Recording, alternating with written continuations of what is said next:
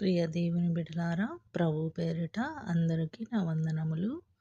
ఈరోజు మన కొరకు ఏర్పాటు చేయబడిన దేవుని వాగ్దానము.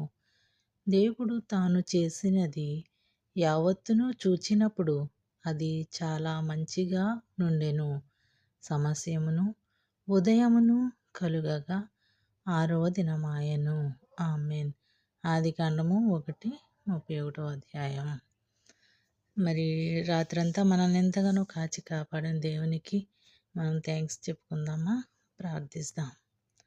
మహాపరిశుద్ధుడా, మహోన్నతుడా, నీ ఘనమైన శ్రేష్టమైన నామాన్ని బట్టి నీకు స్తుతి స్తోత్రములు ప్రభువా. ఇదిగోనైనా రాత్రంతా నీ కృపలో భద్రపరిచి ఉదయ కాల సమయంలో నైనా వేకువని నీ వాగ్దానాన్ని చదివి మా దినమును ప్రారంభించడానికి నువ్వు చూపించిన కృపను బట్టి నీకు వందనములు బాబు.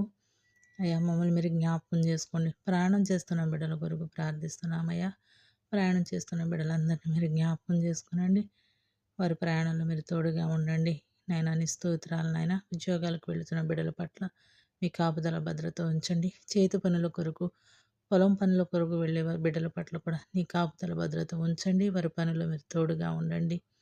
నాయనా నీ స్తోత్రాలు. హాస్పిటల్లో ఉన్న బలహీనుల కొరకు ప్రార్థిస్తున్నామయ్యా.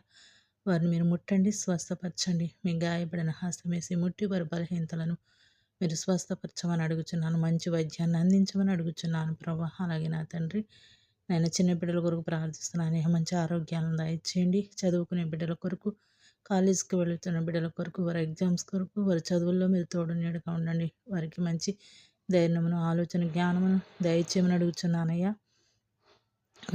ఈ ఉదయకాల సమయంలో నా తండ్రి, నేను మమ్మల్ని మీరు జ్ఞాపకం చేసుకుని మాకు తోడు నీడగా ఉండి వాక్యాన్ని చదువుతున్న ప్రతి ఒక్క కుటుంబాన్ని దీవించి ఆశీర్వదించమని యేసునామమున అడుగుచున్నాను తండ్రి. ఆమేన్.